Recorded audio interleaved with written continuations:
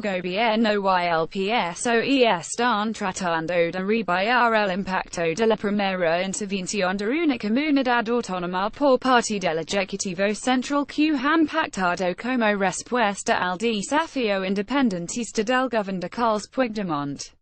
Tanto Moncloa como los socialistas han coincidido en el mensaje de que el artículo 155 de la Constitución no es para suspender la autonomía sino para devolverla a su legalidad muy limitada, breve quirúrgica son algunos de los adjetivos que utilizan para definir la intervención en Cataluña en la que han trabajado codo con codo Mariano Rajoy y Pedro Sánchez y que han cerrado en sus aspectos más técnicos la vicepresidenta Soraya Sáenz de Santamaría y la exministra Carmen Calva. El artículo 155 de la Constitución no supone suspender la autonomía de Cataluña, sino que es un medio complementario de los medios de control ordinarios que fijó la Constitución, aseguró el ministro portavoz del Gobierno, Íñigo Méndez de Vigo, en su intento por explicar la fórmula por la que se va a desarrollar la autonomía catalana de determinadas competencias.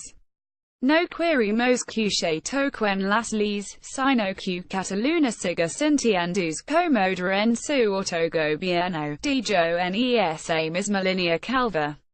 Gobierno y PSOE insisten en que recurrir al precepto constitucional que nunca antes se había activado se limita a recuperar la legalidad y la normalidad en Cataluña.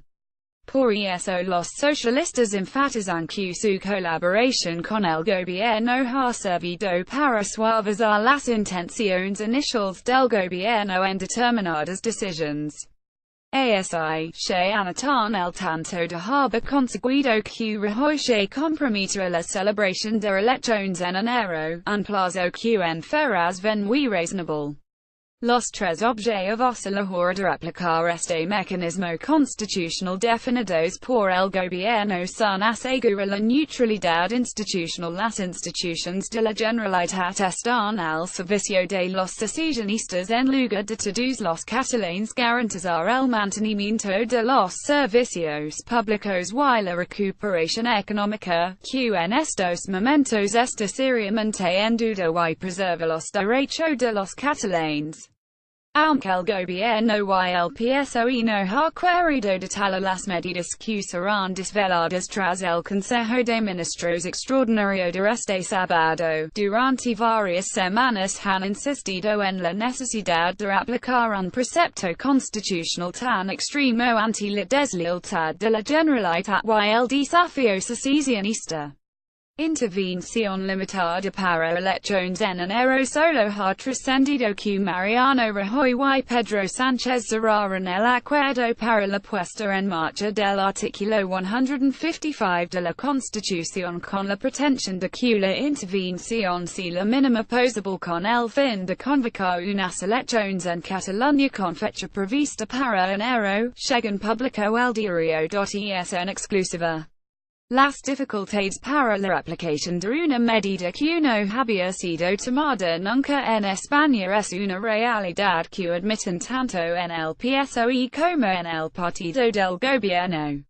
El coordinador general del PP, Fernando Martínez Mayo, puntualizó que el artículo 155 no es una fórmula mágica porque en sus dificultades el no habas aplicado nunca y por eso hay que hacerlo con mucha prudencia. Esta corte ha llevado a Moncloa y los socialistas a diseñar una intervención que afecta solo a las atribuciones de los responsables de la Generalitat. Ni el gobierno ni el PSOE quieren entrar a especificar si la medida supondría la destitución del presidente de la Generalitat o alguno de sus cónsules, aunque fuentes de Hacienda señalan que el vicepresidente económico y presidente de RIAC, Oriol Junqueras, tendría que irse porque es el culpable de ahuyentar a las empresas de Cataluña. Fuentes socialistas consideran que los Miembros del Gobierno quedarían adulterados una vez que se les despojen determinadas atribuciones por lo que entienden que abandonarían sus puestos. No obstante, verás no cuidar de tales derechos extremos porque consideran que corresponderá al Ejecutivo hacerlo. Entre las atribuciones que se han barajado que podría asumir el gobierno central estarían la convocatoria de elecciones autonómicas, que corresponderá al presidente Puigdemont, la recordación de los impuestos autonómicos, a pesar de que el Ministerio de Hacienda tiene ya tutelados los gastos de la Generalitat Aragos, la gestión de los colegios en el Departamento de Educación con el fin de garantizar la apertura de espacios electorales en las elecciones autonómicas, que los mozos de escuadra ejecuten bajo las órdenes del Ministerio del Interior para garantizar el orden público, aunque la gestión del tráfico seguiría controlada por la Generalitat. Aunque ciertos recelos tras la actuación de los mozos durante la jornada del referéndum del 1 de octubre, en el gobierno no hay dudas de que los funcionarios cumplirán con las órdenes que les leguen desde la administración central. Los funcionarios estamos para servir a los ciudadanos y estoy completamente seguro de que atenderán a los requerimientos que se les hagan. Se trata de mantener los servicios en Cataluña y los funcionarios tienen un papel muy importante que jugar, explicó el ministro portavoz del gobierno.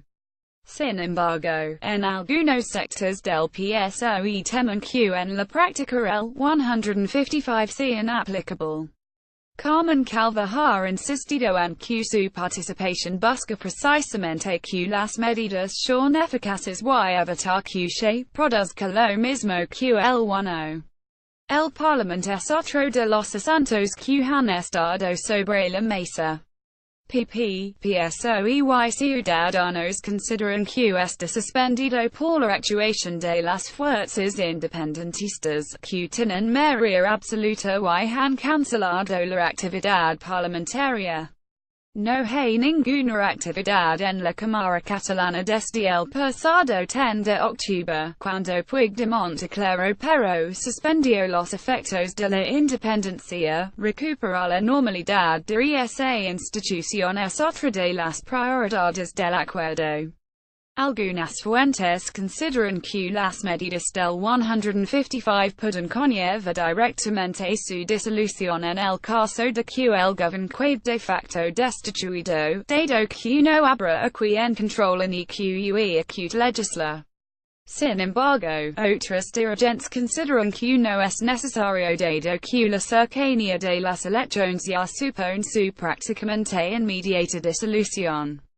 Reticencias en el PSC y rechazo del resto de fuerzas a pesar de la apariencia de normalidad que quieren trasladar socialistas y conservadores. El 155 es percibido con dramatismo en otras fuerzas políticas, incluso en algunos sectores del PSC.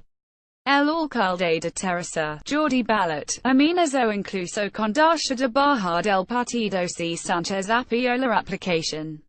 Aunque fue advertido por algunos de sus compañeros de filas de que fue un error tan taxativo, en el PSC justifican que los alcaldes den respuestas de este tipo por la presión que sufren tanto del resto de grupos municipales como en las calles. No obstante, el tono ha subido a escasas horas de la aprobación de las medidas. La portavoz adjunta del PSC, Alicia Romero, advirtió este mismo viernes de que su partido no dará un cheque en blanco al PSOE, si resulta que acaba habiendo un pleno en el Senado en que se plantea el 155, queremos ver que acute tipo de intervención. Miquel Iceta ha dicho que daría apoyo al PSOE, pero no con todos los elementos ni en todas las circunstancias, avisó la diputada. En Ferraz sostienen que ha habido una sintonía total con el PSC durante toda la negociación. La posición del PSOE respecto a Catalunya la ha distanciado de unidos Podemos, que ha dejado en suspenso su participación, por ejemplo, en la comisión de estudio del módulo territorial que han impulsado los de Pablo Iglesias y su confluencia catalana han centrado en Sánchez buena parte de sus críticas por la intervención que el gobierno vía llevar a cabo en Catalunya si Puigdemont no convoca antes elecciones. El gobierno, que usó el requerimiento previo a la activación del 155 para dejar claro que no ha declarado la independencia de Catalunya, amiga con hacerlo ahora, después de que su respuesta fuera insatisfactoria para el gobierno de Rajoy. Puigdemont tiene incluso el aval del PDCAT. ERCY la CUP han presionado el presidente catalán para que acelere el proceso ante la negativa de Rajoy a sentarse a negociar.